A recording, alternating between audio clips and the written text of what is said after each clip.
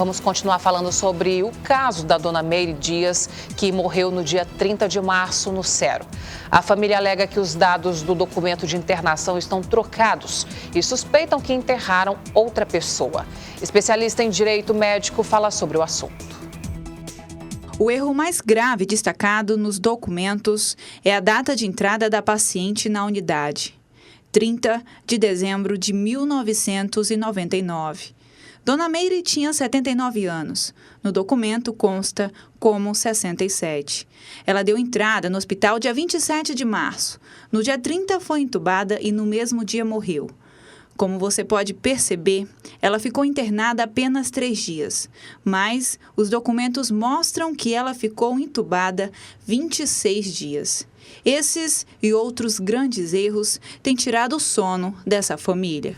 Estava dando o remédio da minha mãe para outra pessoa e eu acho que o remédio de outra pessoa dando para minha mãe. Porque não tem como. Minha mãe tá aqui, ó, tá como se ela estivesse com sonda, né?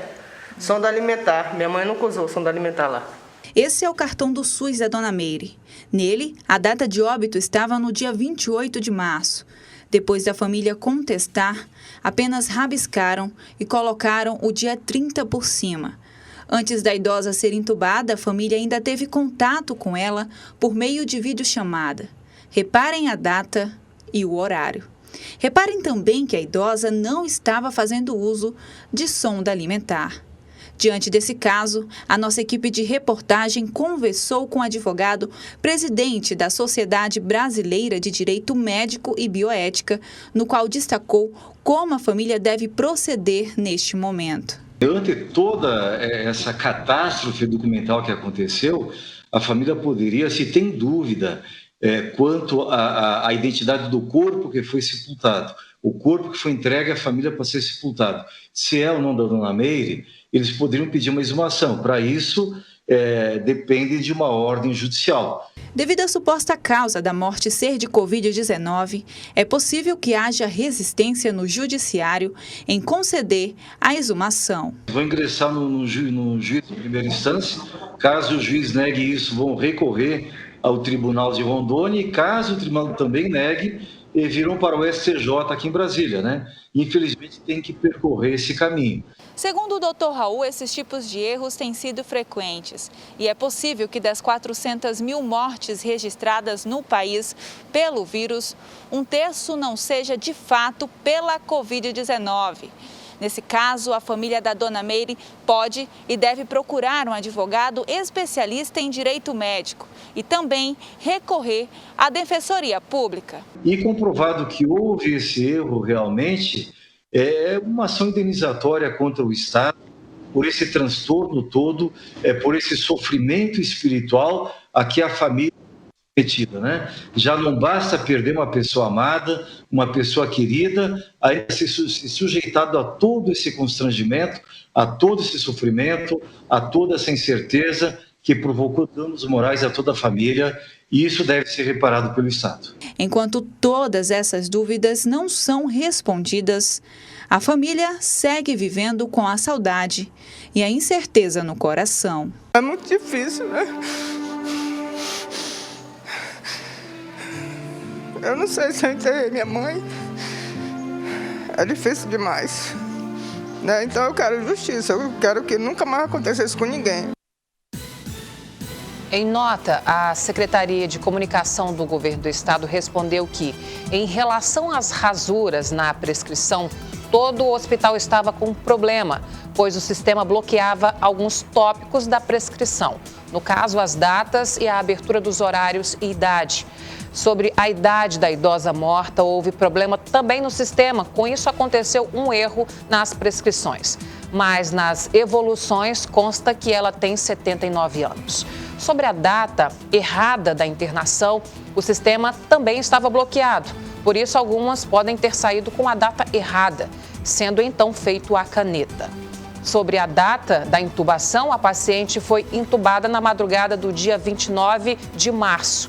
Sobre os erros no procedimento médico, a secretaria disse ainda que a paciente já estava em estado grave e apresentava dificuldade na oxigenação quando foi intubada. E a equipe fez o melhor para cuidar da paciente, segundo a nota. E ainda sobre o uso da sonda alimentar, após a intubação, o procedimento é a instalação da sonda nasoenteral e também vesical. A mesma foi instalada aguardando o raio-x, segundo o que informou a equipe do governo. Everton. Pois é uma nota bem construída, sem a menor dúvida. E nós não podemos aqui questionar nem o que a família está tentando entender e nem o que o governo está agora se pronunciando, através da Secretaria de Comunicação do Estado. Mas eu continuo dizendo que é preciso que não deixe nenhuma dúvida.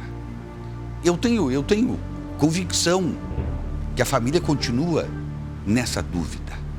E se há dúvida em razão dessa série de problemas no sistema, e o próprio Estado admite isso, vamos tirar essa dúvida, vamos resolver essa questão.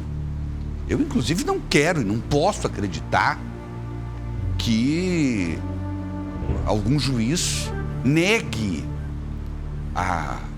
até uma possível exumação do corpo. Claro que estamos em tempo de pandemia, mas que se tome os devidos cuidados para que isso possa ser feito com segurança absoluta. Mas não podemos deixar uma família inteira de cidadãos brasileiros, rondonienses, que têm dúvidas.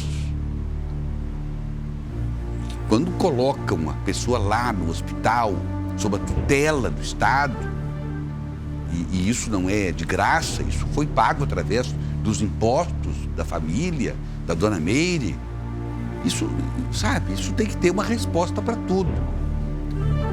Ninguém está aqui afirmando isso ou aquilo, mas estamos dizendo o mesmo que dissemos ontem. Existe um ponto de interrogação.